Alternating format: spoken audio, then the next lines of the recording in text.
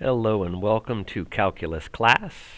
In this video we're going to be looking at section 4.7 in the textbook, inverse trigonometric functions and how to integrate them. This is our last section for chapter 4. The bullet points here: integrate functions whose antiderivatives involve inverse trigonometric functions. Use the method of completing the square to integrate a function. Did you ever ask your math teacher when you're ever in your life going to need to complete the square? Well, here's where it's going to help us get an inverse trig integral under control. And we will review the basic integration rules involving all of the elementary functions. So the derivatives of the 6 trig functions fall into 3 pairs. In each pair, the derivative of one is a negation of the other. So the derivative of arcsine is 1 over this radical, 1 minus x squared. The derivative of arccos is the same thing, but it is negated. When listing the antiderivative that corresponds to each of the inverse trig functions, you need only remember one from each pair. It is conventional to use arcsine x as the antiderivative of 1 over radical 1 minus x squared rather than negative arccos. The next theorem gives one antiderivative formula for each of the pairs. And we'll get to those in a minute. But here it says here, complete the square. How many of us remember how to complete the square? So here's a basic one, and notice I do not have this equal to 0 or equal to something else. We're going to basically stick on to one side of the equals. So now if you remember pre-calc, if I had you for pre-calc, I might have said something like this: 3 is what's causing us trouble. We cannot find the factors of 3 that will add up to a negative 8 and multiply to a positive 3. So I'm going to give myself a little breathing room here and just move this plus 3 over, and I'm going to leave myself a little gap here. Now what we want to do is set this up to be a perfectly squared binomial. So let's see, what are we going to bring down here? We bring down the variable x. We bring down this sign. In this case it's a minus. And we're going to take this number and cut it in half. Half of 8 is 4. And then think about, what number would we need here that would perfectly factor down to an x minus 4 quantity squared? Just think you'd multiply last times last, or negative 4 times negative 4. That's going to turn into a plus 16. Now, I have just unbalanced this equation by adding 16. So I'm going to immediately rebalance it by minusing 16. So I did the same thing, added and subtracted. So this now will perfectly come down to this x minus 4 quantity squared. And then we have 3 minus 16. That is a negative 13. And I could write that negative 13 as the square root of 13 squared. And we're going to have to do that little extra step in some of our problems. So completing the square will get us down to this quantity squared minus maybe a number squared. So a little review of completing the square. The assignment for this section, we've got 6 problems in the textbook. That's on page 359. Remember, this is 4.7. And I did find 5 more questions on the WebAssign site. Enjoy those. So here are the 3 integrals involving inverse trig functions, theorem 4.20, and it says let u be some differentiable function of x, and a is just some positive number. So let's look at all 3 of these sort of here at a glance. I notice first the top and the bottom one, number 1 and number 3, both denominators have radicals. The one in the middle, second one, does not have a radical in the denominator. Notice what's under the radical. In this arcsine antiderivative, it is a number first. Remember, a is a number, and u is some function of x. So here the number goes first under the radical. If we compare that to number 3 for arcsecant, it's reversed. Now the function of x is in the lead here under the radical, and then we're subtracting the number, whatever number a represents. Notice both under the radical, these are minuses underneath. If we compare that to arctan here, again, no radical in the denominator, and we've got a plus sign between. So actually you could write this as u squared plus a squared or a squared plus u squared. Since adding is commutative, it doesn't matter what order we add these together. With these subtractions under the radical, it is critical which one is in front. And there's also another smoking gun giveaway here to arcsecant. Notice here in the denominator on number 3, we've got this radical, but there is something outside the radical. Whatever this u is that we're squaring, we need that same u outside the radical. So in the last section when we did logarithmic integration, I might have said that this is a very form-fitting nature. We have to take the integrand they give us, we have to sort of manipulate it and get it into a form or a mold that we know how to antiderive from that form. Same thing here. We are going to have to figure out, like here, if we're given something like this in number 1, we're going to have to figure out what our u is. We're going to have to figure out what a is. And then we know once it's in this form perfectly, it antiderives to the arc sign. U is the numerator. The number a is our denominator. And don't you dare forget that plus c. And that's true for numbers 2 and 3. We're going to find here in arctan, we've got to find the number a, we've got to find the function u, we've got to make sure the du is also present, and that will antiderive to 1 over a, so we've got this fraction, arctan, of u over a, and then plus c. And then the last one, we've got a u and an a under the radical. We've got to figure out what those are. We need to make sure our du is there. We need this extra u outside the radical to also be present. If we get all of that in that form, it will antiderive to an arcsecant. We have a fraction out front, 1 over a. Arcsecant, we're going to have the absolute of u over a, and then plus c. Here's a little insight into the AP test. Integrals that result in inverse trig functions are rarely tested on the AP exam. When they are tested, it's usually inverse sine and inverse tan. Those are the most common. Again, rarely tested. They do pop up, usually in a multiple choice section. Just be aware, I would have these memorized. We will have a quiz on them in class. And if you're taking the AP test, have them thoroughly memorized. So let's see what's going on here in example 1a. Usually these are nice slow pitches right across the plate. When I look at this, I see a radical downstairs, so I can eliminate arctan, and I notice a number first followed by a function of x. So here's our number first, followed by something function of x. So this looks like, initially my suspicion is this is going to antiderive to arcsine. Let's dig in a little deeper here. I'm going to come down below and sort of rewrite this so it more fits the form or the mold. So I'm going to put a radical down here, and I'm going to put some empty sets of parentheses with squareds outside the parenthesis, and we need to figure what goes in there. So what would I square to get this 4? Well, obviously that's 2 squared. And what would I square to get x squared? Well, that's just going to be x. So I'm going to come off to the side, and we're going to let u equal x, because remember here on our formula, whatever this is, that quantity squared, whatever we are squaring becomes our u, which is going to go up here at some point. So if u is equal to x, then if I derive that du with respect to x dx, that will derive to a 1, and I'll multiply both sides by dx, so du and dx are interchangeable. So this du, or this dx here, is the same thing as du. I'll just leave it as a dx. And it looks like we are ready to antiderive. Again, this perfectly fits our form. So let me write it like this. A is 2, and u is equal to x. So let me click back to that formula real quick.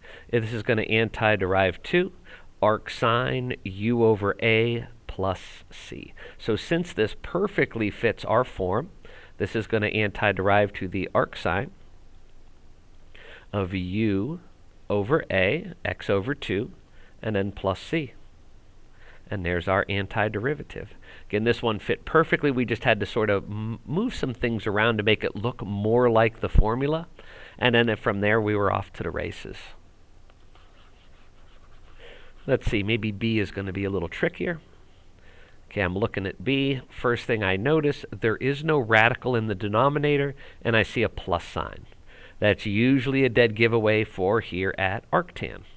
So if we antiderive something that it fits this formula perfectly, it will antiderive to 1 over A, arctan U over A plus C. So let's see here. I'm just going to set up some empty parenthesis, quantity squared here. So let's see. What would I square to get a 2? Well, it's not going to be a nice whole number, but it'll be a root of 2. If we square that, the square and square roots would cancel. We'd leave it with a 2. Now be careful here. What would you square to get 9x squared? Well, if we square root the number, that would be a 3. And the square root of x squared is x. So 3x. If we multiply 3x times 3x, we would get back to the 9x squared. So let me move this over here. And whoop, get out of there. So u is equal to 3x. That's the stuff in the parenthesis. So du dx, that would derive to a 3. And we're going to move the dx over there. So we need a 3 dx before we can antiderive. Do we have a 3 dx? No. There is a dx up there, but we need the 3. And of course, if we put a 3 inside, we're going to have to balance it with a 1/3 outside. And now we perfectly fit the antiderivative formula for arctan. Again, we need this to perfectly fit that mold, that formula, so we know how to antiderive it. So time to jump right to the answer here. We've got this red 1/3 out front, so that's going to be part of our answer. And then what's left of this antiderives to arctan. So we're going to do 1 over A, or 1 over root 2, arctan of u over A. Our u, the stuff here in these parentheses, is a 3x. Our A is a root of 2. And don't forget your plus C. Plus C. Now I could put the plus C inside or outside the brackets. We could distribute the 1/3 to the plus C. It's still going to be just another unknown and arbitrary constant. So it wouldn't be bad to leave your answer like this. Maybe on the AP exam, a multiple choice, they might distribute these to the 1/3 to this fraction. So that would be 1 over 3 root 2. Again, I highly recommend do not rationalize on the AP exam. They do not expect it. They will not deduct points if you don't. It's just another chance to make a mistake. Now, when we distribute the 1/3, I hope you're not thinking of distributing it to here, because remember, we're taking the arctan of this quantity, and these are multiplied together. So the 1/3 hitting this 1 over root 2 is going to fulfill its duty.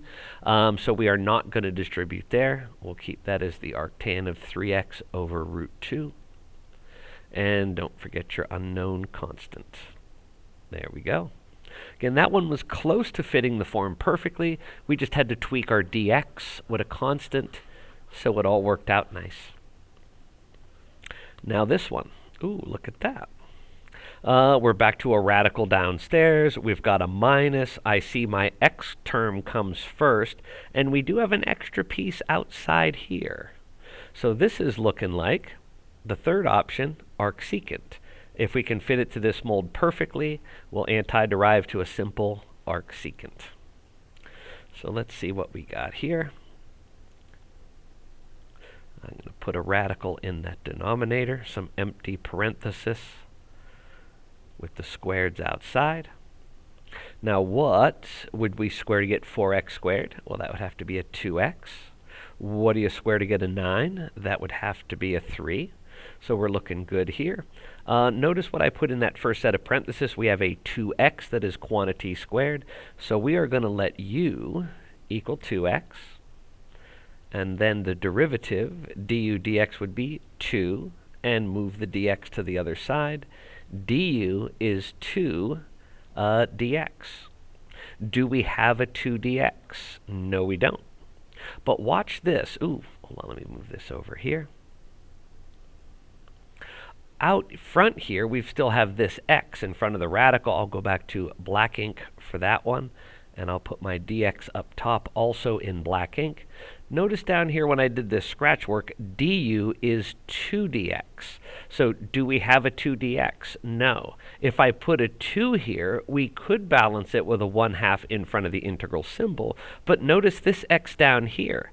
Remember, this has to be a complete u, just like what is in this parenthesis quantity squared. So instead of balancing it with a 1/2 out front, I'm also going to put a 2 here. So basically, we've multiplied by the numerator by 2. We've multiplied the denominator by 2. We've changed nothing in the equation. It just looks a little different. And now it perfectly fits our format for arcsecant. Because remember, if I go back here, whatever this u is in the parenthesis, this out here has to be exactly the same thing.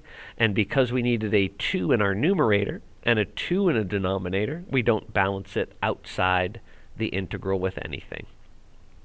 Okay, we have perfectly fit the mold. Let's anti-derive. That formula is 1 over a, so that'll be 1 over 3, because remember our a value is what's in this set of parentheses at the end. And then we're going to have arcsecant, and that is the absolute value of u, also divided by a, and then plus our unknown constant. So there's our final answer. What's this?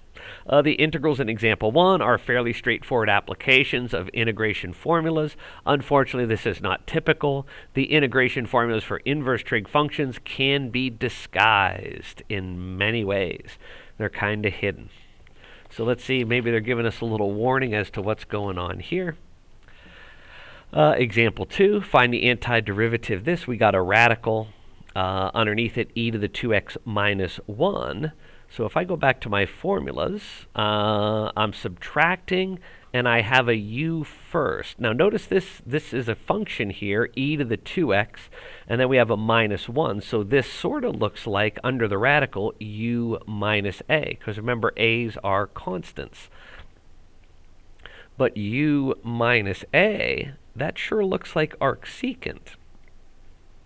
It's up here that we have the number comes first and then minus the u value with the subtraction under the radical. So this, it kind of looks like one form, but it might not work out perfectly. So let's just start going through this and see where the problem takes us. They usually have happy endings. Let's see here. Put my radical down there, some empty parenthesis, quantity squareds. Oops, that is a terrible exponent. There we go. The constant's pretty simple. What do you square to get 1? Well, that has to be 1. What do we square to get e to the 2x? Well, remember, when we square something, we multiply it by itself. So if we do e to the x times e to the x, it's going to be base e to the add the exponents. What's x plus x? Well, that's 2x. So the way this is breaking down, it looks like our u is e to the x. It looks like our a value is a 1.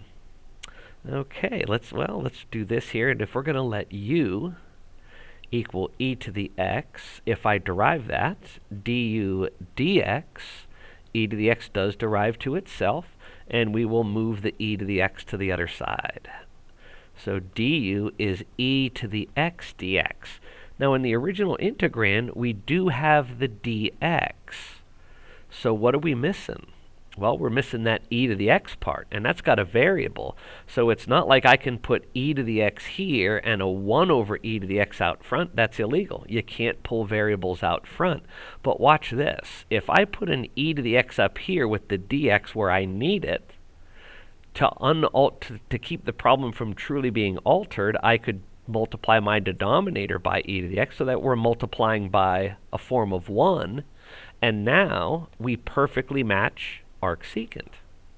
Because we had to multiply the numerator by an e to the x to get that du under control, we have to put an e to the x here, and that's exactly what we need. Remember, whatever's here inside of this set of parentheses, we also need out front of the radical. So when I was initially worried that our u looked like it was coming first with a minus, but that didn't really match our forms, now we are really matching arcsecant. Because of this right here, the e to the x dx, and putting an e to the x in the denominator brought this problem under control. So we perfectly fit the format. We are ready to antiderive. Our formula is 1 over a, so that's just going to be 1 over 1. We can not even write that. Arcsecant, the absolute of u, that's e to the x, over a, which is 1, plus c. Now, if we think about the nature of that function e to the x, are these absolute value bars absolutely necessary? Remember, e to the x, the graph looks like this. It never goes below the x-axis. E to the x is always positive unless it's been shifted down, and e to the x is not. So this is always positive. We can disregard the absolute value bars. Oh, and that's supposed to be a c. Arcsecant, not arcset. So our answer is 1 over 1, or just 1 arcsecant of e to the x. Bars are not required, plus c. Okay. So that one was a little different. It was very disguised. At first we thought it might have been like an arcsine, but it did turn into an arcsecant as the problem progressed. Now let's give it an extra twist. Oh, well, hold on. Technology pitfall first. A symbolic integration utility can be useful to integrate functions such as the one we saw in example 2. In some cases, however, the utility may fail to find an antiderivative for 2 reasons. First, some elementary functions do not have antiderivatives that are elementary functions. Second, every utility has limitations. You might have entered a function that the utility was not programmed to handle. You should also remember that antiderivatives involving trig functions or logarithmic functions can be written in many different forms. For instance, one utility found the integral in example 2 to be this. So the arctan of e to the 2x minus 1 under a radical plus c. Blah, blah, blah. So be careful with technology. Of course, it's useful, but it does have its limitations and drawbacks. Okay, when we look at this one, it's kind of looking like arcsine because we have a number minus a function under a radical. So that's kind of looking like arcsine. But our numerator has a variable in it, and that's going to cause us a little bit of trouble. Now they do sort of spoil the surprise here in example 3, rewriting as a sum of 2 quotients. Notice this, we do have a minus sign in our denominator, but the whole denominator is under a radical. So that is a single term denominator. So if our function doesn't look appealing at first, we could break it up into 2 separate integrals. The first numerator piece x over its own, radical 4 minus x squared, and that gets its own dx, plus we had a numerator piece 2 over that same radical 4 minus x squared. And let me fix that exponent. Close enough. Okay, now that we've broken it up, you might see what's going on here. One of these we will antiderive as inverse trig. The other we'll just have to do, it looks like, a u substitution on. Now notice that this one here on the left has an x in the numerator. There's a variable that caused us trouble before. This one over here, now the numerator is variable free. So this one is going to be inverse trig. And it looks like this first one here will just be a u substitution. So I'm going to stick with the black ink here. And we're going to keep our x, oop, I forgot to put a dx over here, please forgive me. We're going to keep our numerator x up there. We're going to bring up our denominator and make it a negative half power. So now this is to the negative half dx. And I might have wrote just a little too big there. Let me shrink that a bit. All right. And that does look like a u substitution. Over here, where we have just the number in our numerator, this looks like it will be inverse trig. So what do we square to get a 4? That would be a 2. What do we square to get x squared? Well, that's just going to be an x. Okay, I can get rid of this now so I have a little more room.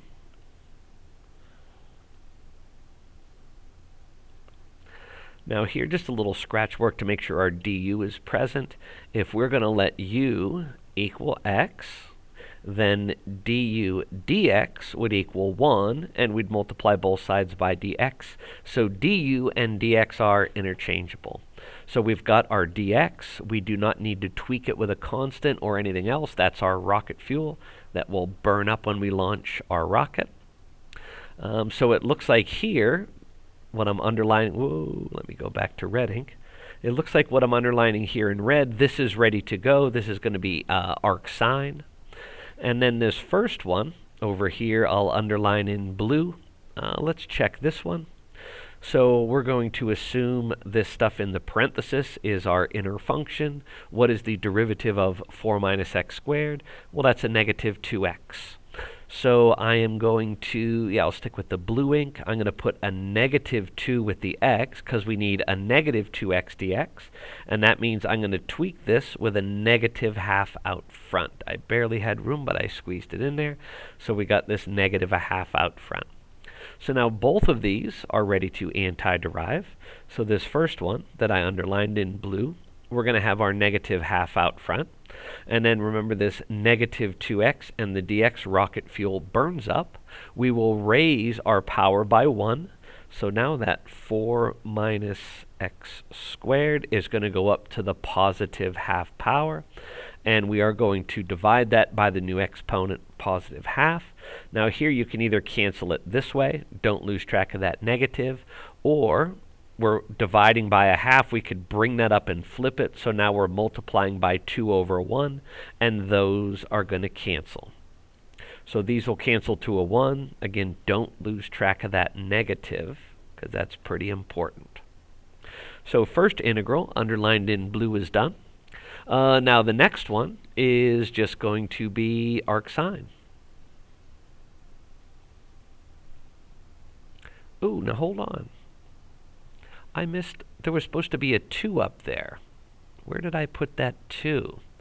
I don't want to flip back to that, but remember when we broke up the original integrand? There it is. It was x plus 2 up there. At some point, I dropped that 2. So now I just brought it back. And that means, remember when we did u was equal to x, so du was equal to dx. Well, we've got the dx, so the 2 is kind of in the way. But a good thing about a constant, we can just drag it out here in front of the integral symbol, and then we can antiderive the rest of it, because what's still there fits our form perfectly. So we've got a plus here. We've got our 2. And the rest of this derives, or antiderives, to arc sine. So that is the arc sine of u over a, x over 2, and then plus c.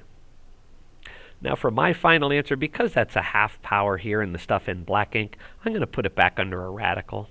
Negative radical 4 minus x squared plus 2 arc sine of a half x plus c.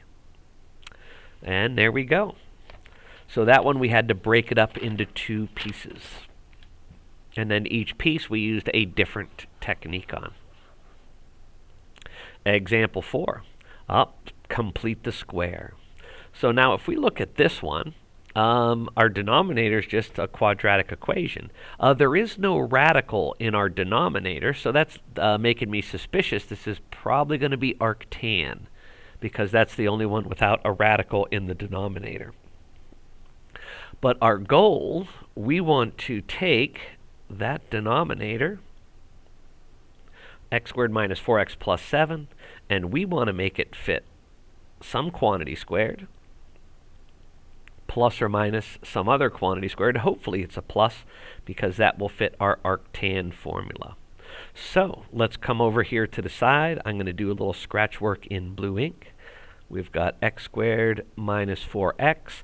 I'm going to move my plus 7 over, because that's what's causing this to not factor nicely. So we need to come up with here a perfectly squared binomial. Bring down the x, bring down the minus, cut the 4 in half. That would be 2. And if we bounce back up, we are going to be adding 2 squared or 4.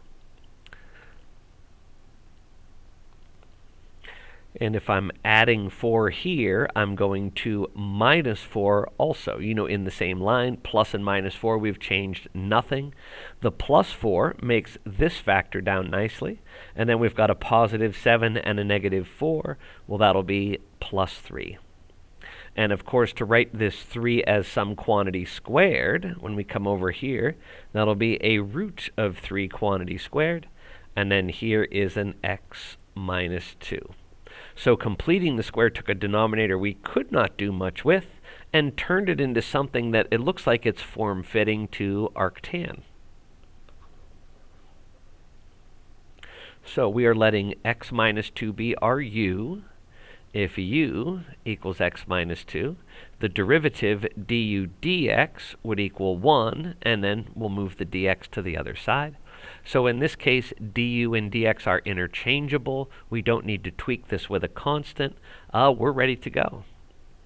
And because it is denominators radical free, we have this plus sign in between them. This is arctan. So this is going to be 1 over a, or 1 over root 3, arctan. Now we're taking the arctan of a fraction. Our numerator is our u value, x minus 2. Our denominator is a, and that's root 3. Don't forget that plus c on there. And there's our answer. Again, the big stepping stone here was getting over that completing the square. And example 5, find the area of the region bounded by the graph of this. So this is a definite integral, and it's going to be interpreted as area under a curve. Here's our function, that 1 over this radical, parabolic in shape. And we want to accumulate this area from x's 3/2 to x's 9/4. Kind of weird limits, but you'll see why they chose those specifically as the problem progresses. So now in this one, they did not give us the setup. We're going to have to do that ourselves. So I'm going to give myself a definite integral symbol. 3/2 is our lower bound, lower limit. Upper is 9/4. And then we've got here underneath. Now that I look at that, we've got a 3x and an x squared. It's kind of hard to see, but we are going to have to complete the square on this. So what I'm going to do is hop to a new slide, and I'm just going to take what's under the radical and complete the square on that. So 3x minus x squared. Now the first thing I see I don't like about this, my leading term, my squared term is negative. So I would write that as negative x squared plus 3x. Now I'm going to take a negative out of there, so that's going to change my x squared to positive, and my 3x to a minus 3x, and I'm going to leave a little gap in there, because remember we don't want to lose track of this negative. We'll put it back in at the end of this problem. So let's see. We've got this negative. We need a perfectly squared binomial, so we bring down the x. We bring down the minus, and we cut this number in half. Now, half of 3 we can just write as 3/2. So when we bounce back up here, if we were actually foiling this out, what is minus 3/2 times minus 3/2? Well, that's plus 9/4. Now, it looks like we're adding 9/4 here, but remember, we factored this negative out. If we distribute the negative back in, what we're really doing here is minusing 9/4. So outside these grouping symbols, we're going to add another 9/4. So again, here is a negative 9/4 when we distribute. This is a positive 9/4 to rebalance the equation. And let's see here. Again, to get this back into our form, we're going to rewrite that 9/4 as something squared, when that something squared is going to be 3 over 2. Now, let me erase up above here. Notice this negative that we factored out here. Well, let's just rewrite our terms in the opposite order. Let's put this one first.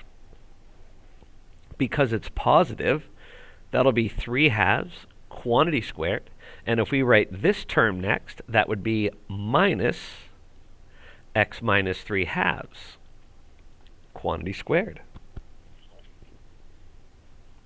So let's go back to this previous slide, and let's write this out so it is in our form and it fits perfectly.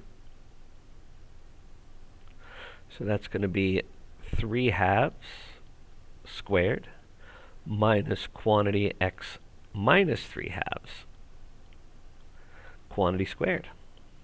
So off to the side here, we're going to let u equal x minus 3 halves. So du, dx would be 1, and we'll multiply both sides by the dx. So du and dx are interchangeable. And remember, up here we only have a 1 dx. So it looks like we are perfectly in the form of arcsine. We are ready to antiderive and evaluate, or I should say integrate and evaluate. So this will antiderive to arcsine of our numerator is going to be u, x minus 3 halves. Our denominator is a, 3 halves. And we'll have our bracket over here, lower limit 3 halves, upper limit 9/4.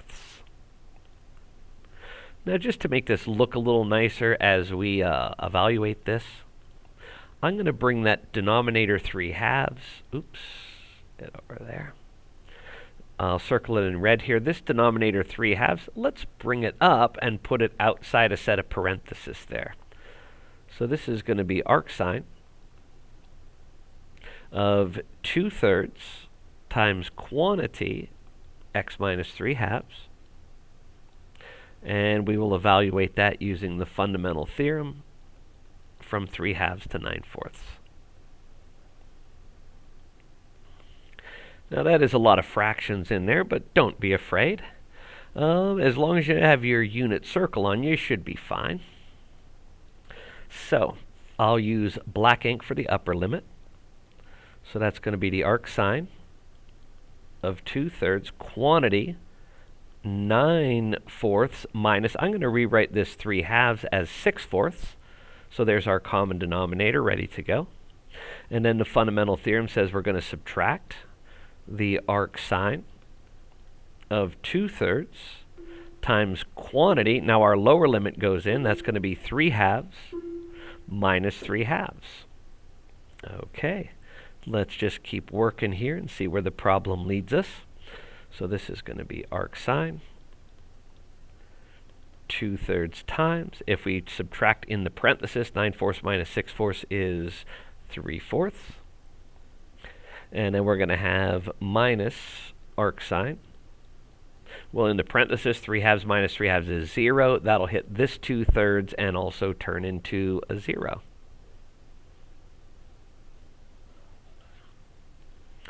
Alrighty. So that first term, we still can do a cancellation here. It got the 3's on the diagonal.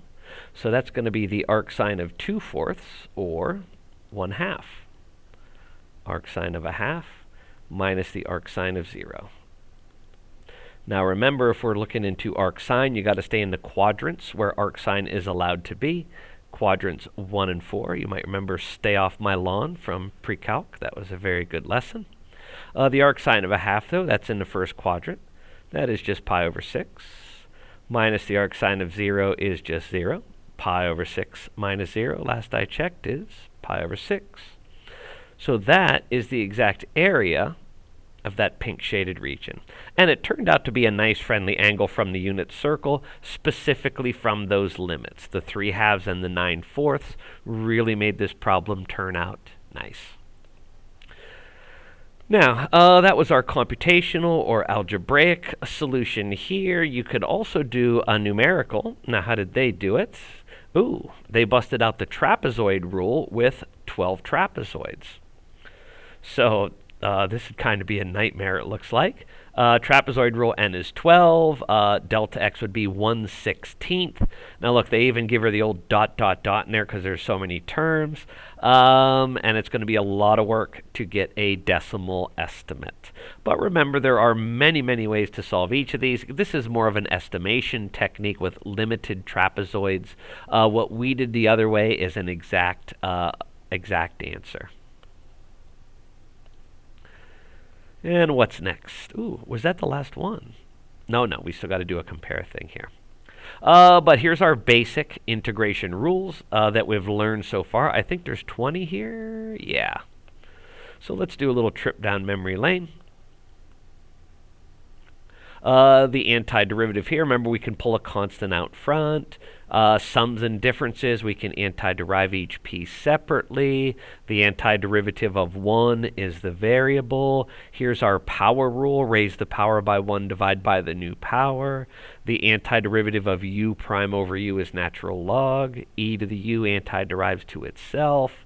Sine and cos and tan and cotan, secant, all of those we have antiderivatives for. And now here are 3 more. Arcsine, arctan, arcsecant. Remember, there are 3 more beyond this. It would be the negations of these 3. So we're getting quite a variety of tools for our toolbox to antiderive. If you will be taking Calc 2 in college, you ain't seen nothing yet. There's a lot more of that going on in Calc 2. So we can learn a lot about the nature of integration by comparing this list with the summary of differentiation rules back in section 2.6. For differentiation, you now have rules that allow you to differentiate any elementary function. For integration, this is far from true. The integration rules listed above are primarily those that were happened on during the development of the differentiation rules. So far, you've not learned any rules or techniques for defining the antiderivative of a general product or quotient, the natural log function, or the inverse trig functions. More important, you cannot apply any of the rules in this list unless you can create the proper du corresponding to the u in the formula. The point is you need to work more on integration techniques, which we would do in Chapter 7, that is Calc 2. The next 2 examples should give you a better feeling for the integration problems you can and cannot solve with the techniques and rules that we do know. So check out these next 2 examples. Here in example 6, we've got A, B, and C. Notice how very similar each of these are. In the first one, everything's the same. We've got this x in the denominator outside the radical. In part B, that x has migrated to the numerator. In part C, the x has vanished altogether. So each of these, with these small changes, have big implications on the antideriving technique. When we look at the first one, we've got a radical number minus, or variable minus number under a radical. It's kind of looking like arcsecant, and we could write that as, some quantity squared minus some quantity squared, and that is under a radical. Our first thing would be an x quantity squared, and then a 1 quantity squared. So u is equal to x, and we also happen to have an x out here, so that's also a u. And if the u is equal to x, then du and dx are interchangeable. So we don't need to tweak our dx. Everything looks ready to go here. And our antiderivative of that is just going to be arcsecant of the absolute value of x over 1 plus c.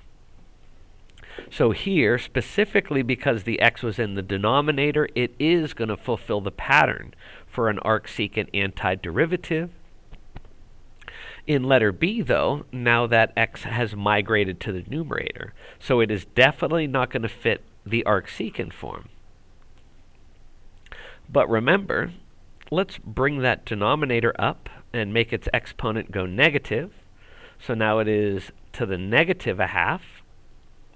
And if we look at it this way, back to Chapter 4, Section 5, if we let u equal x squared minus 1, what's the derivative of x squared minus 1? Well, that would be 2x. So we need a 2x dx. And, of course, we'll balance that with a half out front. So now we're in U substitution. So our rocket fuel will burn up. The 2x and the dx burn up. We have the 1/2, and then we are going to raise our quantity, x squared minus 1, to 1 power higher. Then we brought that up. That was a negative 1/2. So now it's up to the positive 1/2, and we're going to divide by positive 1/2, or bring that up and flip and multiply. We're multiplying by 2. So the 2's cancel. We just have a 1 out there. X squared minus 1 to the 1/2 power plus c. So because we move the x to the numerator, it is now no longer inverse trig. It's just a good old U substitution. Now, if we have the x disappear altogether, remember for the du on that one, it was 2x dx. We had the x, that was the important part. We tweaked it with a constant. In part A, the x had to stay in the denominator to make it fit the arcsecant formula. Because it has disappeared altogether, this is not possible with current techniques.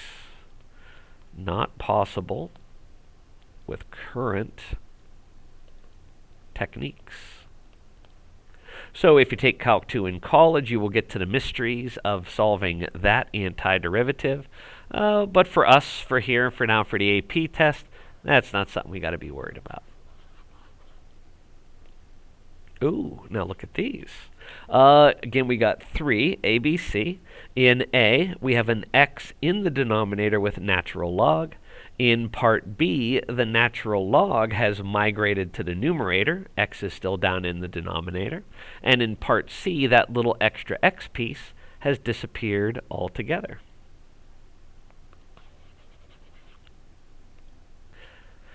Now, if I remember right, I think part A, we've seen this exact problem before in one of the examples in the last section. This denominator x, remember we could sort of pull that out, and it's its own 1 over x. So we could write that as 1 over x times dx over natural log x. And then we could put that whole 1 over x in the numerator. So now I've got my integral symbol. There's a 1 over x dx in the numerator. And now there's a natural log of x all alone downstairs. So just that little bit of algebraic maneuvering, it sure looks like we're now in the form of u prime over u. My denominator is a function, natural log of x. What is the derivative of natural log x? Well, that's 1 over x. That's our u prime. So here we are now perfectly into natural log integration form. So our antiderivative is going to be the natural log of the absolute value of our denominator, and our denominator is a natural log. And don't forget the plus c. The log of x plus our constant. So we just had to recognize it was kind of in a disguised form, but we did get it quickly into u prime over u. Okay, now B, I don't think we saw one exactly like this in our examples. But let's see what we can do here with B. Well, that denominator's an x, so we could sort of bring it out and make it its own times 1 over x term. And now what if I wrote it like this?